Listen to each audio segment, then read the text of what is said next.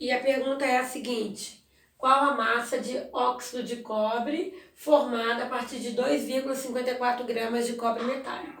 Bom, então qual é o passo estequiométrico? A primeira coisa que a gente tem que fazer é balancear a equação. Então a gente tem que analisar se essa equação está balanceada ou não, porque não existe exercício, nenhum cálculo estequiométrico realizado com equações sem balancear. Então, se eu dou uma olhada aqui nessa equação, eu já consigo perceber que eu tenho 2 mol de átomos de oxigênio aqui. Então, se eu tenho 2 átomos de oxigênio aqui, eu vou precisar ter 2 aqui também. Como esse 2 não multiplica só o oxigênio, mas multiplica também o cobre, eu preciso colocar um 2 aqui também para conseguir balancear o cobre. Como o exercício pede para mim 2,54 gramas de cobre e a massa de óxido de cobre, quer dizer que o oxigênio que eu tenho aqui na equação não vai participar dos meus cálculos. Então, eu estou tirando ele fora. Então, eu já sei que a minha relação estequiométrica vai ter que ser montada a partir do cobre e do óxido de cobre. A proporção foi 2:2. Para quem já está bem integrado em estequiometria, já sabe que pode fazer uma simplificação, né? Porque a partir do momento que você tem 2 mol para 2 mol, é a mesma coisa que ter 1 para 1. Mas se você ainda não está muito acostumado, muito regulado nesse assunto, você pode trabalhar com 2:2, que também não vai dar diferença nenhuma.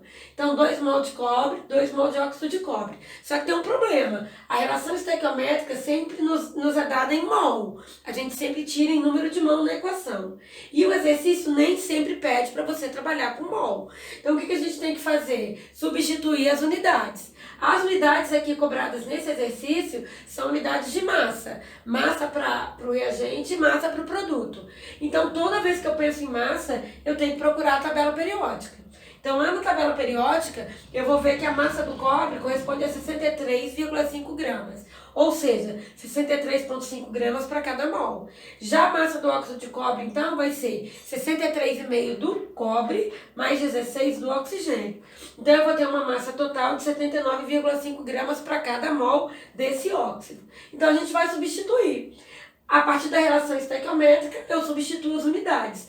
2 vezes a massa molar do cobre, que é 63,5, está para 2 vezes a massa molar do óxido de cobre, que eu calculei aqui, que é 79,5. Então, vai ser 2,63,5 está para 2 vezes 79,5. O que eu vou ter aqui, então? A minha pergunta, que é 2,54 gramas de cobre, está para qual quantidade de óxido de cobre? Quanto vai ser formado? Aí eu monto, então, a minha continha, que vai ser 2 vezes 63,5 vezes x, é igual a 2,54 vezes 2 vezes 79,5. Fazendo esse cálculo aqui, a gente vai achar, então, 3,18 gramas. Tudo bem?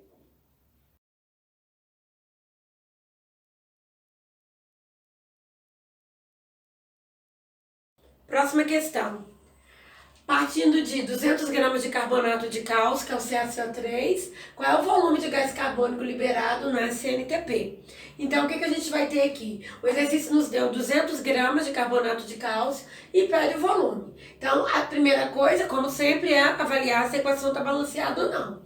Aqui eu tenho um átomo de cálcio, aqui eu tenho um átomo de cálcio, aqui eu tenho um de carbono, 2 oxigênios aqui mais um aqui vai dar 3, ali eu também tenho 3.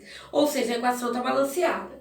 Então, eu vou montar minha relação estequiométrica. Lembrando que se o CaO, né, que é o óxido de cálcio, não foi citado no enunciado, ele não vai participar dos nossos cálculos. Então, analisando a relação estequiométrica, a gente vai ter 1 mol para 1 mol. Então, 1 mol de carbonato de cálcio para 1 mol de gás carbônico. Então, a gente escreve aqui, relação estequiométrica, 1 mol de carbonato de cálcio, 1 mol de gás carbônico.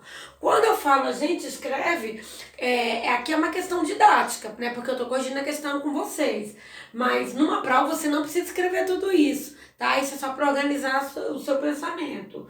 Então, 1 mol de carbonato de cálcio, 1 mol de CO2. Porém, o enunciado do exercício pede o carbonato de cálcio seja dado em massa e ele pede que o CO2 seja dado em volume na CNTP.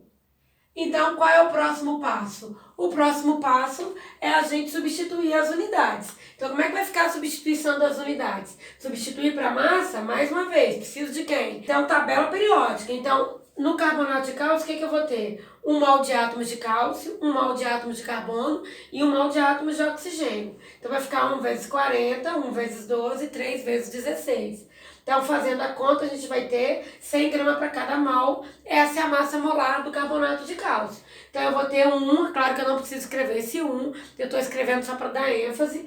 1 mol vezes 100, que é a massa dele, está para 1 vezes. Vamos ver aqui. Se eu peço volume na CNTP, o que a gente sabe? Que na CNTP, 1 mol de qualquer gás vai ocupar 22,4 litros. Portanto, 1 vezes 22,4 para o CO2. A pergunta que o exercício faz é qual é o volume que eu vou ter a partir de 200 gramas. Então, 200 gramas de carbonato de cálcio me dá X. Fazendo o cálculo, eu vou ter 100 vezes X é igual a 200 vezes 22,4, que vai dar, então, 44,8 litros, ok?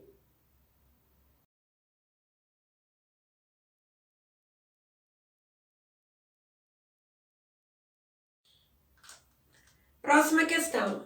Ele dá o azoto de sódio se decompondo em sódio e nitrogênio. E ele faz a pergunta, qual o volume de azoto, né, que é o gás nitrogênio, a 0 graus Celsius e 1 atm, lembrando que essa condição é CNTP, né, condições normais de temperatura e pressão. Então ele vai perguntar qual é a quantidade de nitreto de sódio, né, que é o azoto de sódio, necessário para formar o gás nitrogênio naquela condição ali. Então, o que a gente faz? Primeiro, a gente vai avaliar se a equação está balanceada ou não. Então, aqui eu tenho 2 vezes o NaN3, que vai dar, então, 2 mol de Na e 6 mol de nitrogênio. Vamos ver o que eles têm do outro lado. 3 vezes 2 dá 6, então o nitrogênio está balanceado. E 2 mol de Na, o Na também está balanceado. Vendo a pergunta, eu consigo observar que o Na não vai participar do meu cálculo. Então, o que eu vou ter aqui? Primeiro, montar a relação estequiométrica. Então, vai ser 2 para 3. 2 mol de nitreto para 3 mol de nitrogênio. Então, o que eu vou analisar lá em cima? O que é que o exercício está me perguntando? Ele está pedindo mol do nitreto e está relacionando com o volume de nitrogênio. Então, aqui tem que virar mol, aqui tem que virar volume. Então, aqui é mol e do outro lado é volume. Então, de um ladinho tá fácil, né? Por quê? Porque já tá em mol. Então, eu não preciso mexer do lado de cá, eu não preciso substituir a unidade do lado de cá. Eu só vou ter que substituir do lado de lá. Então, por quê? Porque eu quero sair de mol e chegar em volume. Então, o que a gente já sabe? Que na CNTP, 1 mol corresponde a 22,4 litros. Então, isso vai ser importante aqui, porque se 1 mol corresponde a 22,4 litros, se eu tenho a produção de 3 mol, eu vou ter 3 vezes 22,4 litros. E a pergunta é, se eu tiver 448 litros, qual vai ser a quantidade em mol do nitreto de sódio? Então, nosso cálculo está feito, dados e perguntas escritas. Vamos fazer o cálculo, então. O que eu vou ter, então? 3 vezes 22,4 vezes x é igual a 2 vezes 448. Fazendo o cálculo, a gente vai achar, então, 13,33 mol do nitreto de sódio. Essa é a quantidade de mol necessária para formar os 448 litros naquelas condições.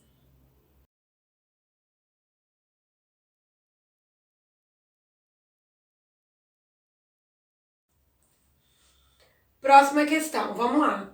Ele dá pra gente hidróxido de alumínio reagindo com ácido clorídrico, formando cloreto de alumínio e água. A equação já está balanceada, vamos conferir. 2 mols de alumínio, 2 mols de alumínio. 6 mols de cloro, 2 vezes 3, 6 mols de cloro. 6 de hidrogênio aqui, mais 2 vezes 3, 6 aqui. 12 de hidrogênio, 2 vezes 6, 12, 6 de oxigênio, 6 de oxigênio. Então, a partir de 234, qual a massa de cloreto de alumínio? Então, vamos lá, relação estequiométrica. 2 mol para 2 mol, certo? Quem é que sai daqui? Quem sai é o cloreto de alumínio. Claro que, como a gente já falou, poderia ser 1 para 1, dá no mesmo, não vai fazer diferença.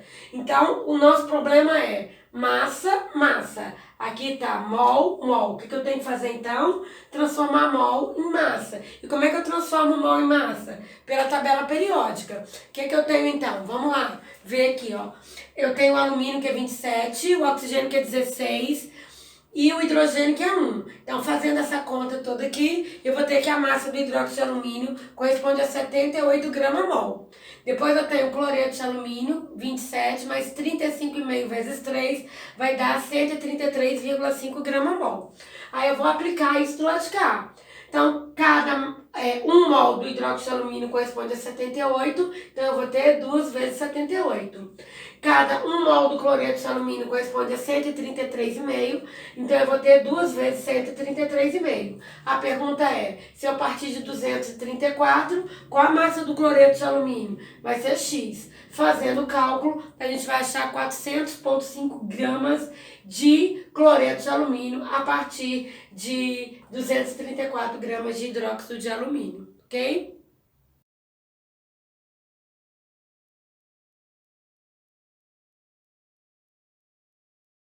Vamos lá. Óxido de magnésio mais ácido clorídrico, dando cloreto de magnésio mais água. A pergunta é, quantos mol de ácido clorídrico são suficientes para formar 19 gramas de cloreto de magnésio? Primeira coisa a fazer é ver se essa equação está balanceada. Tá olhando para o magnésio, está tudo ok, mas lá tem 2 átomos de cloro, então aqui eu preciso de 2 mol de ácido clorídrico. Fiquei com 2 mol de hidrogênio, lá eu tenho 2 mol de hidrogênio, 1 de oxigênio, tá tudo certinho, equação balanceada. Então, eu já estou sabendo que MgO não participa, água também não participa. Então, a minha relação estequiométrica fica 2 mol de HCl para, se não tem nada, quer dizer que tem 1, para 1 mol de cloreto de magnésio. O que eu tenho aqui, então? Eu preciso trabalhar com ácido clorídrico, eu quero trabalhar com o número de mol mesmo, porque é o que o exercício está pedindo. E do cloreto de magnésio, ele me deu 19 gramas, quer dizer que eu quero trabalhar com massa. Então, como é que fica o meu cálculo? Vamos ver aí. Eu vou ter que substituir unidade. Aqui não, porque a unidade é a mesma, é mol, mas aqui eu tenho que substituir de mol para massa. O que eu faço então? Tabela periódica. O cloreto de magnésio, magnésio tem massa 24, o cloro tem massa 35,5, vezes 2 vai dar 71. Quando eu somo, eu encontro 95 gramas para cada mol. Então, a gente vai ter aqui 2 mol, porque não muda do lado de cá, é igual a 95 vezes 1, que é o próprio 95, que é a massa molar do cloreto de magnésio. E a pergunta é, quantos mol de ácido clorídrico a partir de 19 gramas? Fazendo a conta, 95 vezes x é igual a 2 vezes 19, x é igual a 0,4 mol de ácido clorídrico, ok?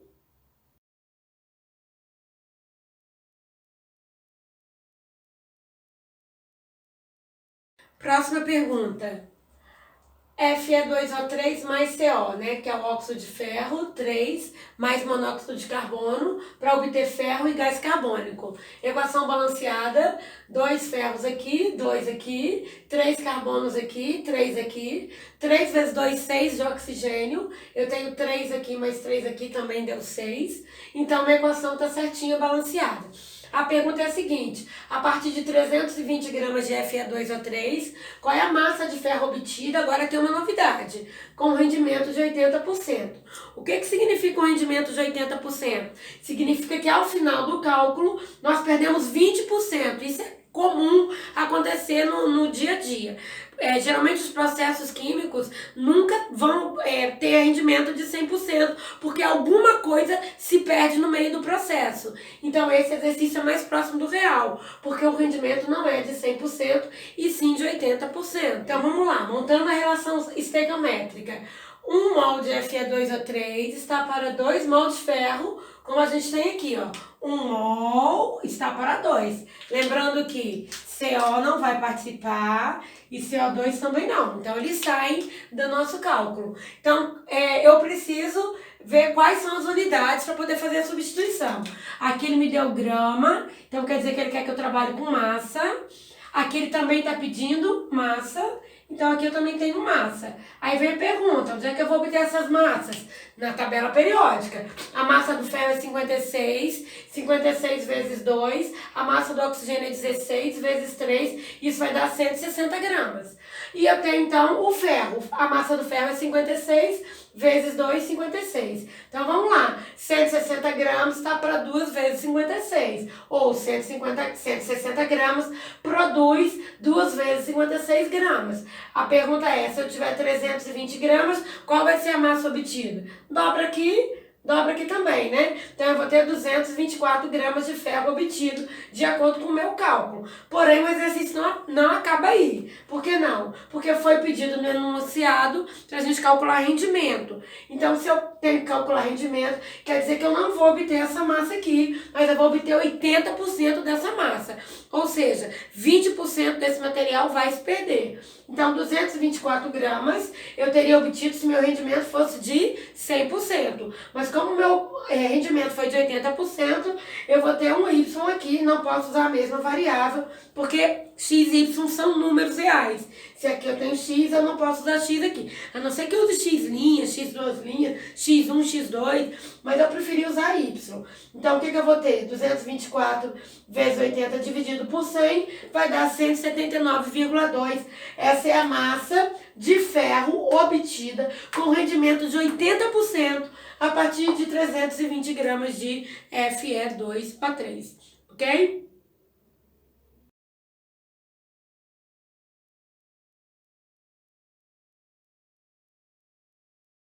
Mais um exemplo. Carbonato de cálcio reagindo com ácido clorídrico, dando cloreto de cálcio, água mais gás carbônico. A pergunta é, com rendimento de 90%, qual o volume de gás carbônico na CNTP que vai ser obtido a partir de 250 gramas de carbonato de cálcio? Então, vamos lá. Tirando do exercício, eu tenho primeiro que olhar o balanceamento, cálcio, cálcio, carbono, carbono, 2 hidrogênios, 2 hidrogênios, 2 cloros, oxigênio, 1 mais 2, 3, aqui eu também tenho 3, e a equação então está balanceada. Aí vamos lá então, ele me deu carbonato de cálcio, ele está pedindo gás carbônico. Quem não vai participar? Não vai participar ácido clorídrico, não vai participar cloreto de cálcio, não vai participar a água. Eu vou ter então que 1 mol de carbonato de cálcio está para 1 mol de CO2. Se não tem nada, tem 1 e 1. Ok? Aqui que eu vou escrever 1 mol para 1 mol. Qual é o problema do exercício? O problema é que o exercício aqui está pedindo para a gente trabalhar com massa e do outro lado ele está pedindo para a gente trabalhar com volume. Então, eu vou ter que transformar a unidade. Então, vamos lá. Qual a massa do carbonato de cálcio? Onde é que eu tiro isso? Tabela periódica. O cálcio tem massa 40, o carbono tem massa 12, o oxigênio tem massa 16 vezes 3. Somando isso tudo vai dar 100. Então, 1 mol corresponde a 100 gramas. Aí eu vou ter do outro lado o volume. O volume de qualquer gás nas condições normais de temperatura e pressão corresponde a 22,4 litros. Como é 1 mol só, então eu vou ter que 100 gramas está para 22,4 litros.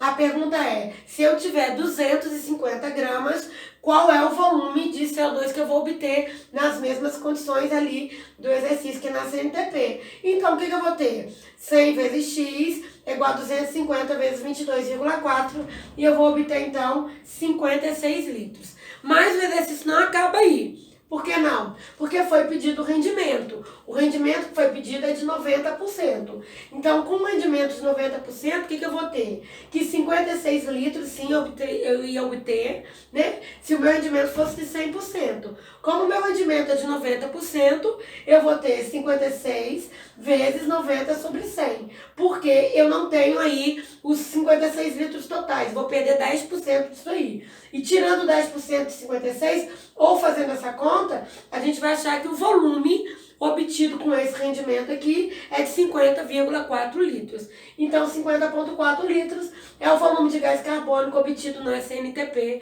com rendimento de 90% a partir de 250 gramas de carbonato de cálcio. Ok?